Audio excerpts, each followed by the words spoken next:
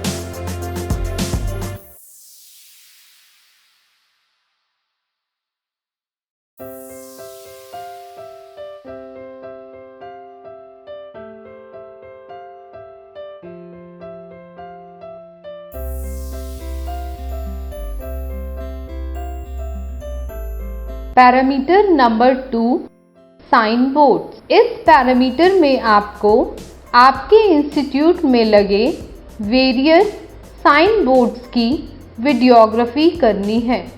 चलिए देखते हैं इस स्टेप की वीडियोग्राफी आपको कैसे करनी है।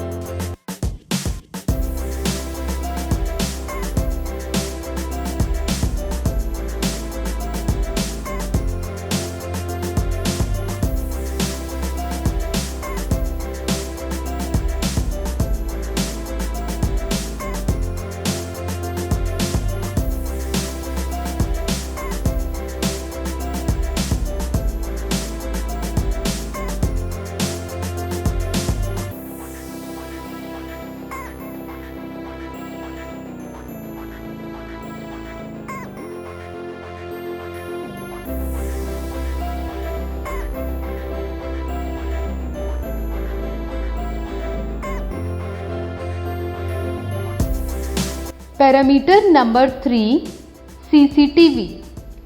इस पैरामीटर में आपको आपके इंस्टीट्यूट में सर्विलेंस के लिए इंस्टॉल्ड सीसीटीवी कैमरास के बारे में बताना है। चलिए देखते हैं इस स्टेप की वीडियोग्राफी आपको कैसे करनी है। इस वीडियो में आप देख सकते हैं कि आईटीआई की एंट्रेंस पर आपको कैमरा नंबर 1 और अपोजिट साइड में कैमरा नंबर 2 लगा हुआ है।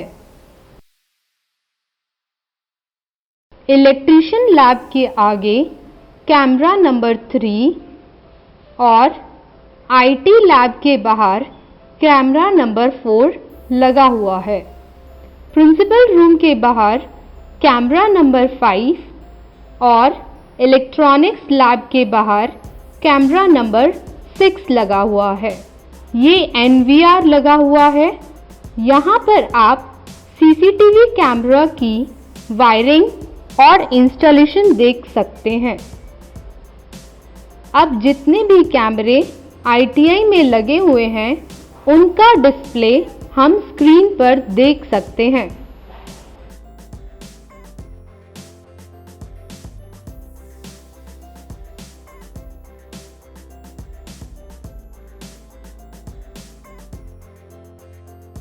Parameter number 4 functioning of any other institute college training activity. यहाँ पर आपको उन इंस्टीट्यूट्स कॉलेज ट्रेनिंग एक्टिविटीज़ की डिटेल बतानी है जो आपके इंस्टीट्यूट की प्रीमिसेस में रन करती हैं। Parameter number 5 no objection certificate from state UT AICTE। इस पैरामीटर में आपको अगर आपकी आईटीआई स्पेयर कैपेसिटी में एस्टैब्लिश हो रखी है तो आपको स्टेट यूटी या AICTE से NOC सर्टिफिकेट लेना होगा और उसका डॉक्यूमेंट्री एविडेंस प्रोवाइड करना होगा। Parameter number 6 land documents. इस पैरामीटर में आपको लैंड ओनरशिप या अगर आपने लैंड लीज पर ले रखी है तो उससे रिलेटेड डॉक्यूमेंट्स आपको प्रोवाइड करने होंगे। स्टेज 2 ऑफ एफिलिएशन में बिल्डिंग कंप्लीशन सर्टिफिकेट के अलावा और भी एसेंशियल रिक्वायरमेंट जो है वो आपको फुलफिल करनी पड़ेगी या उसकी डिटेल्स जो है वो आपको अपलोड करनी होगी। तो आप एफिलिएशन नॉर्म्स जो डिजिटी ने दिए हैं उसमें आप ये सारी नॉर्म्स देख सकते हैं कि बिल्डिंग कंप्लीशन सर्टिफिकेट के लिए क्या नॉर्म्स होनी चाहिए, बिल्डिंग प्लान के लिए क्या नॉर्म्स होनी चाहिए, उसके बाद डेडिकेटेड लैंड इसकी क्या स्पेसिफिकेशन होनी चाहिए, ओनरशिप के लिए क्या आपको प्रोवाइड करना है, इंटीग्रेटेड बिल्डिंग, ये सब पॉइंट्स जो है आपको स्टेज 2 एफिलिएशन में मिलेंगे और इनसे रिलेटेड डिटेल्स और डॉक्यूमेंट्री एविडेंस भी आपको प्रिपेयर करने हैं और अपलोड करने होंगे। प्लॉट एंट्रेंस गेट की स्पेसिफिकेशन दी हुई है, बिल्डिंग एंट्रेंस गेट की, ओपन स्पेसेस, तो जो भी एक्स्ट्रा रिक्वायरमेंट है वो आपको इजीली PDF में मिल जाएगी। यहाँ पर आप देखिए स्टेज 2 एफिलिएशन का जो है एक फॉर्म दिया गया है जिसमें आपसे land and building infrastructure details मांगी गई है। तो आपको ये फॉर्मेट कुछ इस तरीके से दिखेगा जहाँ पर आप देख सकते हैं कि अदर डिटेल्स में total plot area, position of land, expiry of lease, और अगर बिल्डिंग डिटेल्स की बात करें तो बिल्डिंग प्लान का डॉक्यूमेंट भी आपसे मांगा जाएगा, building completion certificate, fire safety certificate, इसके बारे में हम आगे बात करेंगे। बिल्डिंग इज इंटीग्रेटेड और not, plot entrance gate, building entrance gate, तो ये सब स्पेसिफिकेशन आपको जो है प्रोवाइड करनी होगी। Parameter number 7 building completion certificate. इस पैरामीटर में आपको ऑथराइज्ड आर्किटेक्ट या बिल्डर से आपके इंस्टीट्यूट का बिल्डिंग कंप्लीशन सर्टिफिकेट लेना होगा और उसका डॉक्यूमेंट्री एविडेंस प्रोवाइड करना होगा। Parameter number 8, institute website. इस पैरामीटर में आपको अपने इंस्टीट्यूट वेबसाइट की वीडियो क्लिपिंग रिकॉर्ड करनी होगी।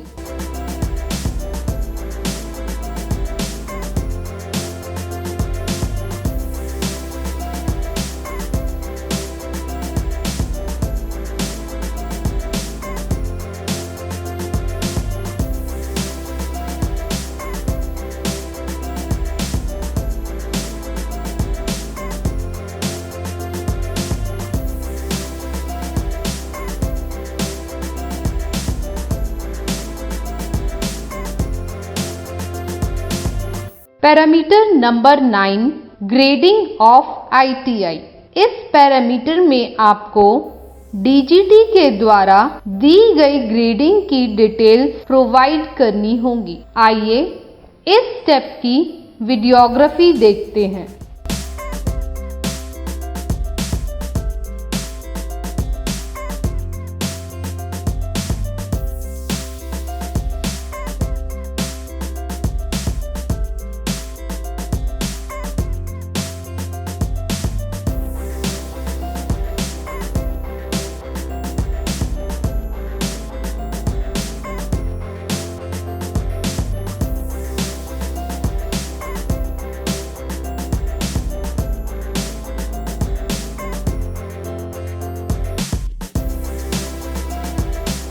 Parameter number 10, electricity connection and consumption. इस पैरामीटर में आपको आपके इंस्टीट्यूट के इलेक्ट्रिकल कनेक्शन और कंजम्पशन की डिटेल देनी है।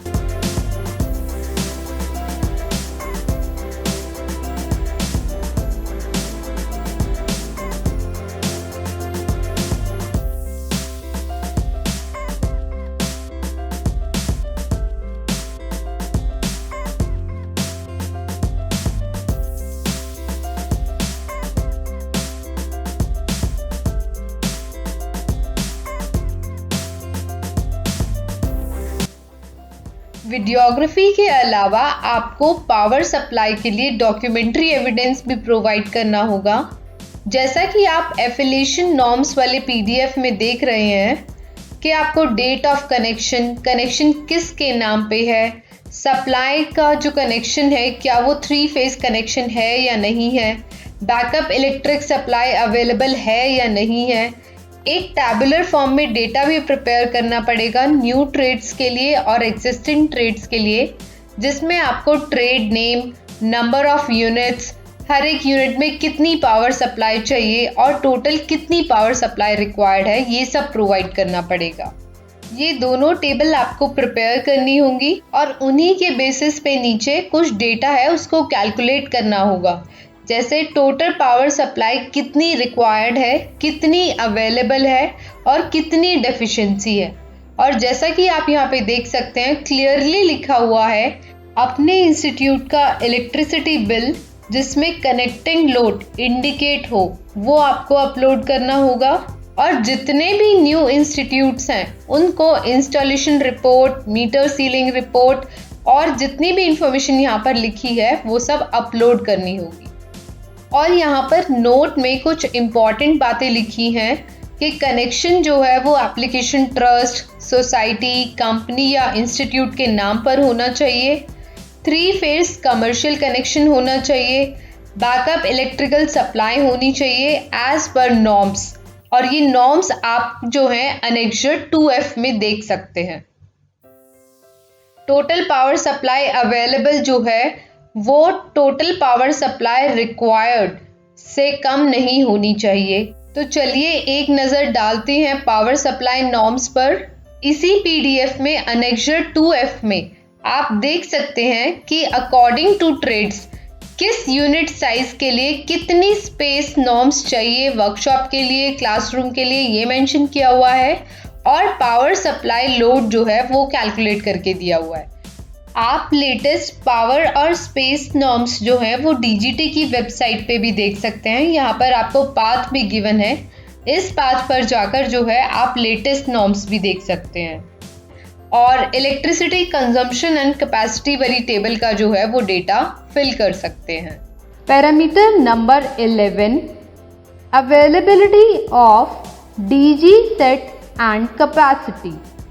इस पैरामीटर में आपको अवेलेबिलिटी ऑफ डीजल जनरेटर और उसकी कैपेसिटी के बारे में बताना है।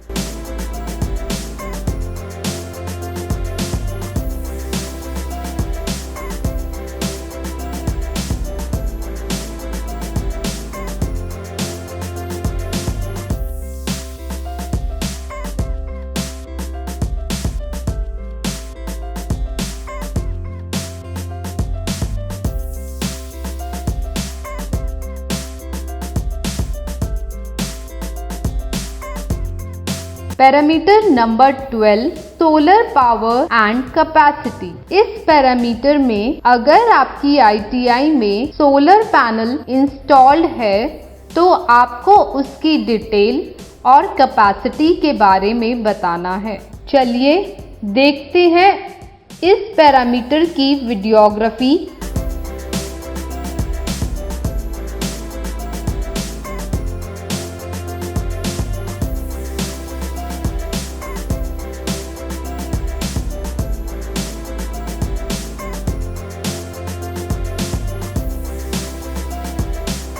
Parameter number 13, principal room. इस पैरामीटर में आपको अपने इंस्टीट्यूट के प्रिंसिपल रूम की वीडियोग्राफी करनी होगी।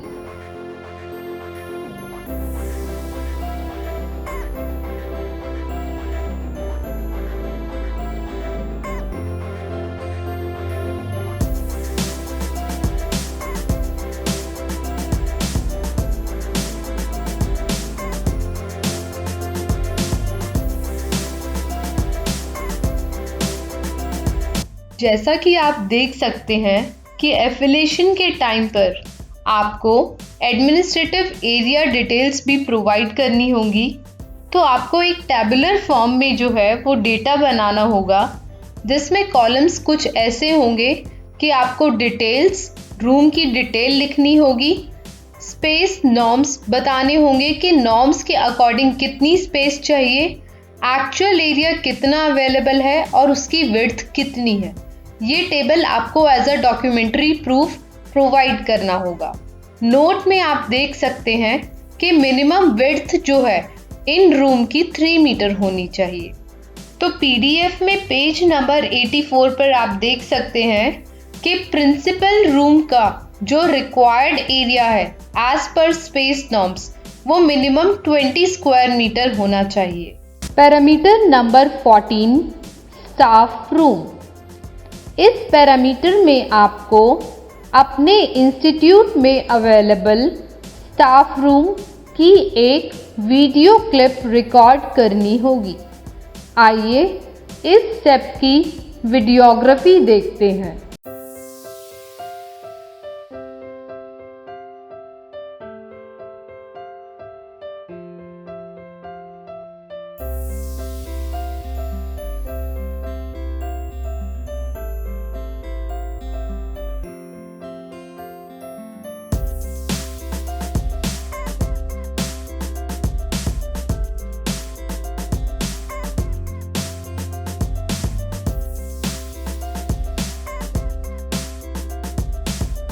Parameter number 15, reception hall.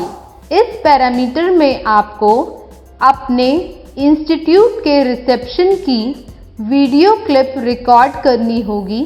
चलिए देखते हैं इस पैरामीटर की वीडियोग्राफी आपको कैसे करनी है।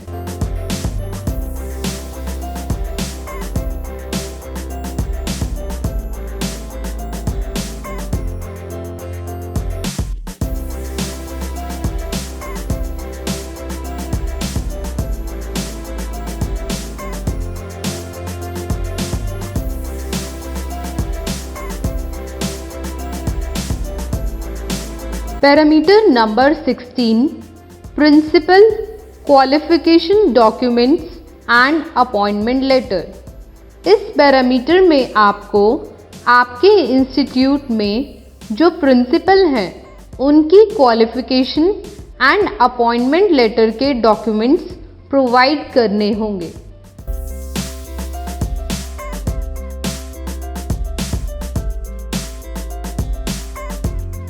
Parameter number 17 educational qualification and appointment letter of remaining staff including instructors.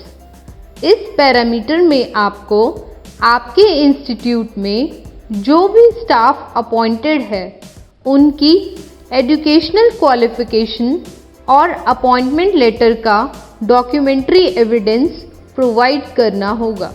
Parameter number 18 CITS documents of instructor. इस पैरामीटर में आपको आपके इंस्टीट्यूट में जो इंस्ट्रक्टर्स CITS ट्रेंड हैं उनका डॉक्यूमेंट्री एविडेंस प्रोवाइड करना होगा। Parameter number 19 biometric attendance for staff and students attendance purpose.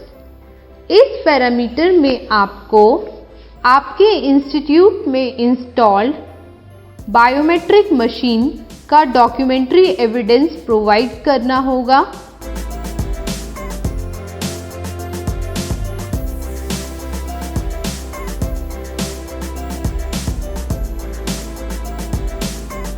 Parameter number 20 workshop details of different trades.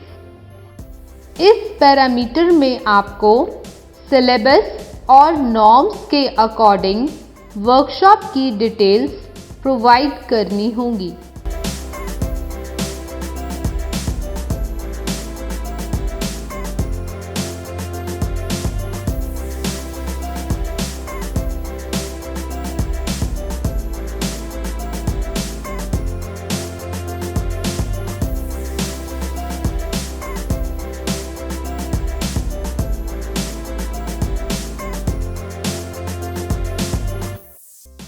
Videography में आपने देखा अवेलेबिलिटी ऑफ वर्कशॉप।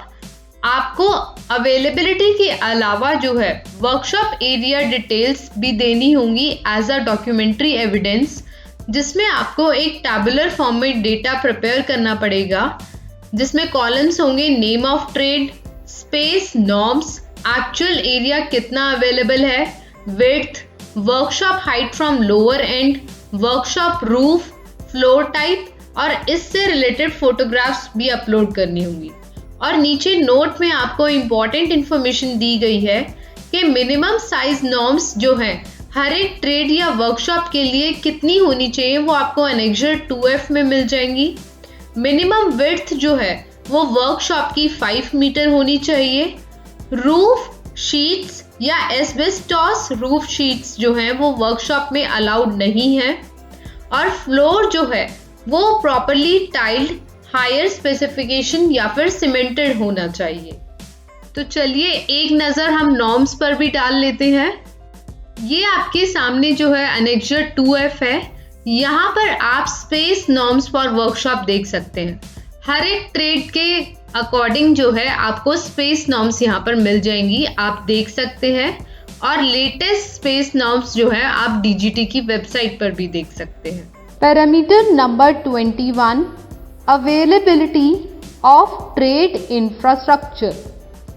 इस पैरामीटर में आपको बताना है कि ट्रेड इंफ्रास्ट्रक्चर जैसे कि हर ट्रेड में tools, equipments, machinery as per syllabus हैं और वर्किंग कंडीशन में हैं।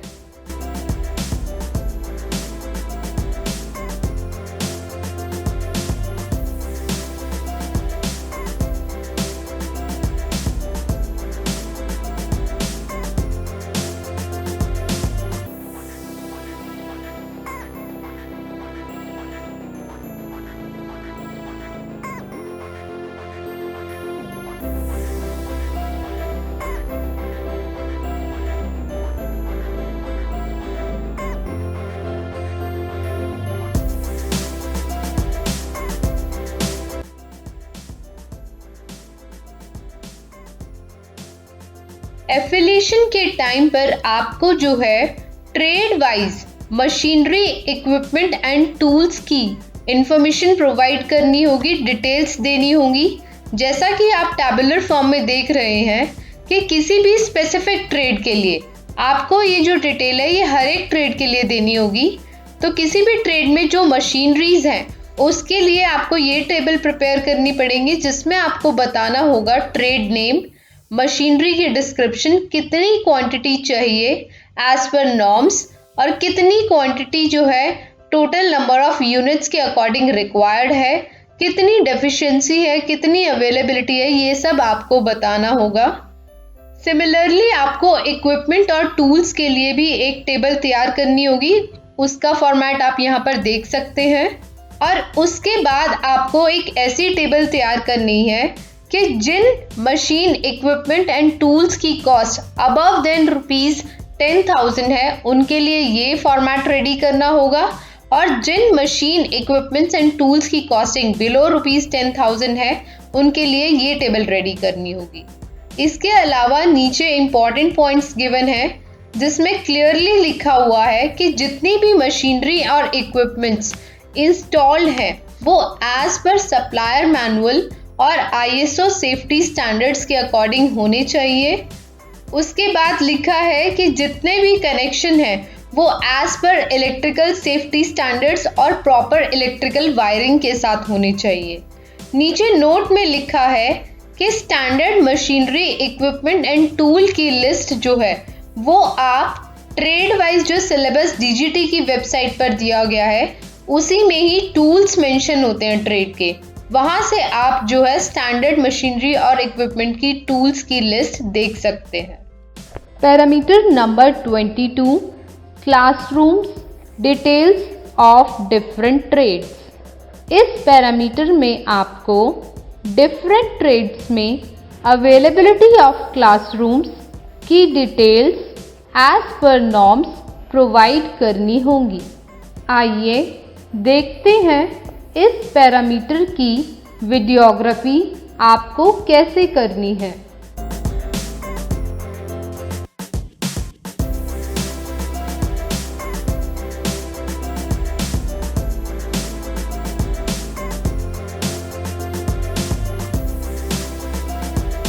एफिलिएशन के टाइम पर आपको इंस्ट्रक्शन एरिया डिटेल्स के लिए भी डॉक्यूमेंट्री एविडेंस देना होगा।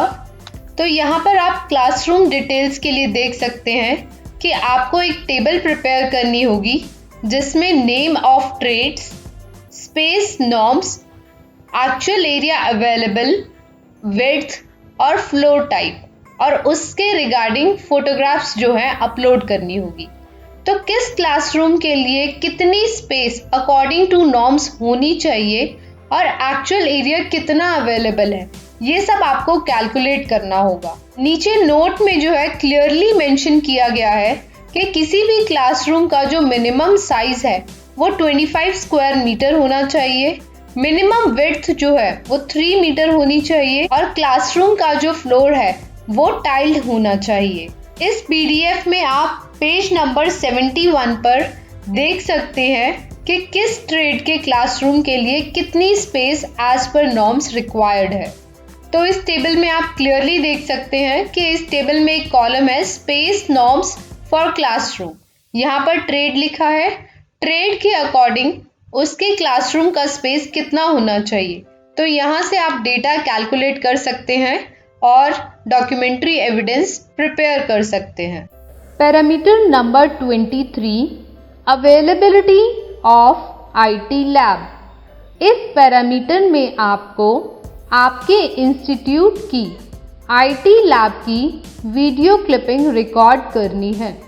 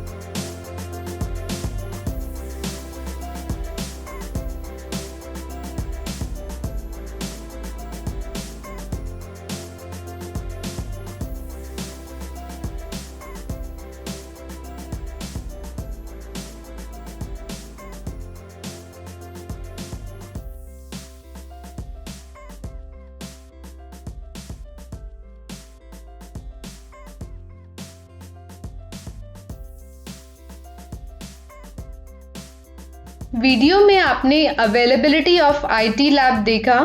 इसके अलावा आपको आईटी लैब की डिटेल्स के लिए डॉक्यूमेंट्री एविडेंस भी देना होगा, जिसमें आपको एक टेबल प्रिपेयर करनी होगी। उस टेबल में आपको मेंशन करना होगा कि आईटी लैब का जो एरिया है अकॉर्डिंग टू स्पेस नॉर्म्स कितना होना चाहिए और एक्चुअल एरिया कितना अवेलेबल है, विड्थ कितनी अवेलेबल है, फ्लोर टाइप और उसके रिगार्डिंग फोटोग्राफ्स अपलोड करनी होगी।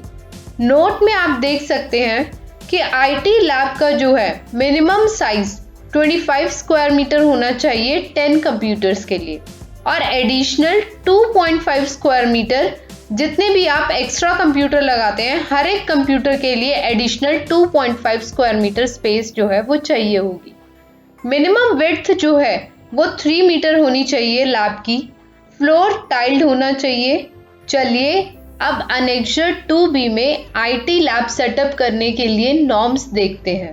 तो अनेक्सर 2B में आप देख सकते हैं कि किसी भी आईटी लैब को सेटअप करने के लिए क्या नॉर्म्स होनी चाहिए। मिनिमम डेस्कटॉप कंप्यूटर जो है वो 10 होने चाहिए, इंटरनेट कनेक्शन 2 Mbps का, लाइसेंस, मल्टीमीडिया, एंटीवायरस सॉफ्टवेयर। तो ये सारे पैरामीटर्स आप यहाँ से चेक कर सकते हैं। Parameter number 24, availability of drawing hall.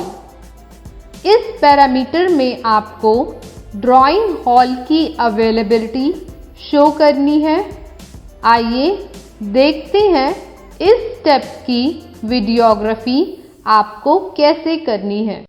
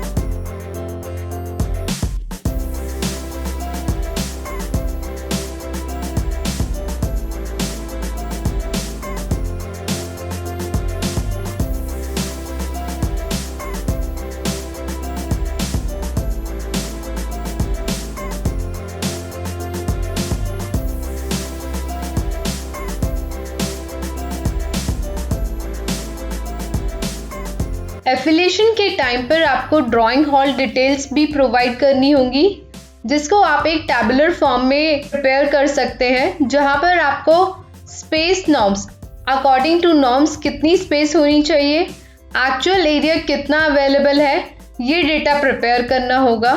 चलिए देखते हैं एक ड्राइंग हॉल को सेटअप करने के लिए आपको क्या क्या नॉर्म्स फॉलो करनी पड़ती हैं। इसी पीडीएफ के अनेक्सर 2B में आप देख सकते हैं कि किसी भी ड्राइंग हॉल को सेटअप करने के लिए मिनिमम किन टूल्स और इक्विपमेंट्स की रिक्वायरमेंट होती है एज पर नॉर्म्स। तो यहाँ पर आप देख सकते हैं drawing board, models, table for trainees. तो ये सब आप जो है यूज कर सकते हैं अपना डॉक्यूमेंट्री एविडेंस रेडी करने के लिए। Parameter number 25, availability of library. इस पैरामीटर में आपको आपके इंस्टीट्यूट की लाइब्रेरी की वीडियो रिकॉर्ड करनी है।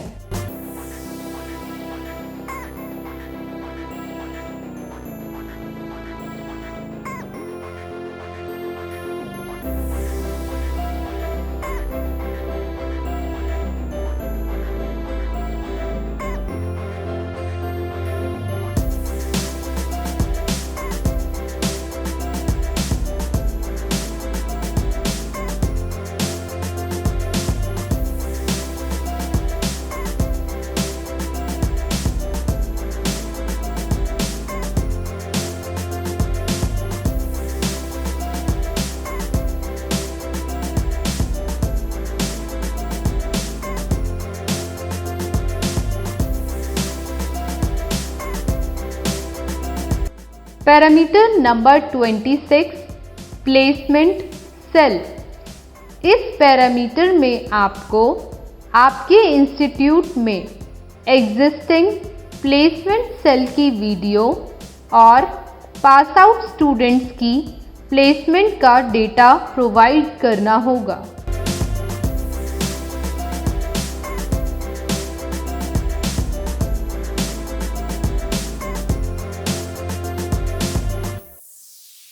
Parameter number 27 training records. इस पैरामीटर में आपको ट्रेनिंग रिकॉर्ड्स का डॉक्यूमेंट्री एविडेंस प्रोवाइड करना होगा।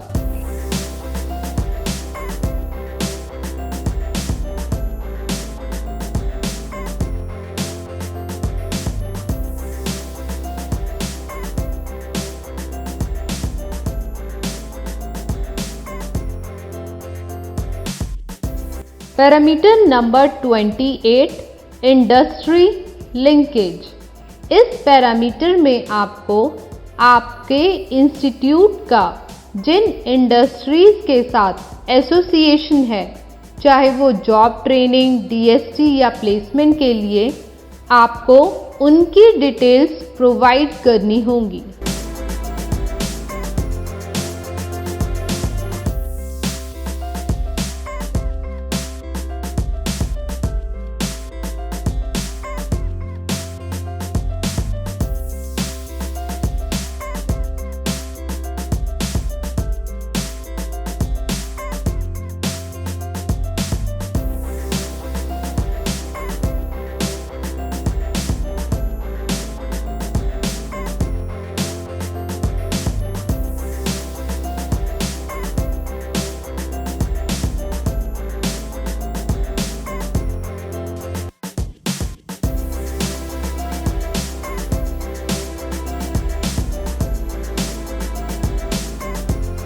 Parameter number 29 drinking water facility available.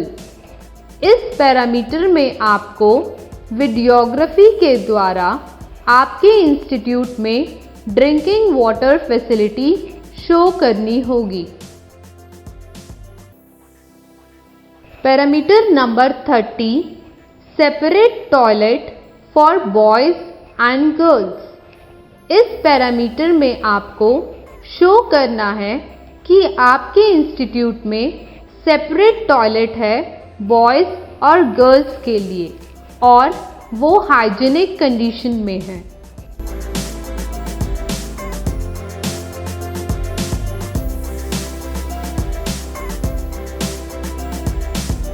Parameter number 31 water harvesting facility. इस पैरामीटर में आपको आपके इंस्टीट्यूट में वाटर हार्वेस्टिंग पिट की अवेलेबिलिटी शो करनी है।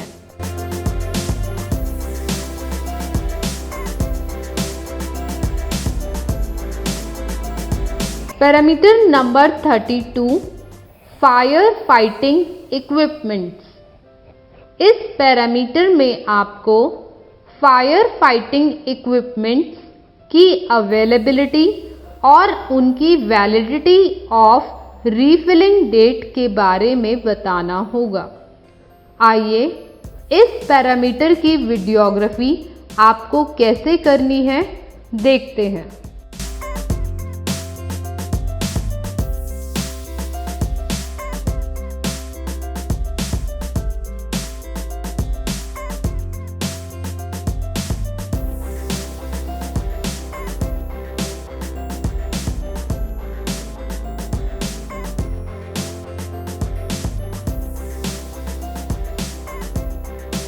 According to affiliation norms provided by DGT, in Annexure 2A, there is a list of documents जिसमें stage 2 में आप क्लियरली देख सकते हैं 4th पॉइंट पर आपको जो है fire safety certificate approved by authority from fire and safety department of the concern state government UT means आपको जो है fire safety certificate as a documentary evidence provide करना होगा।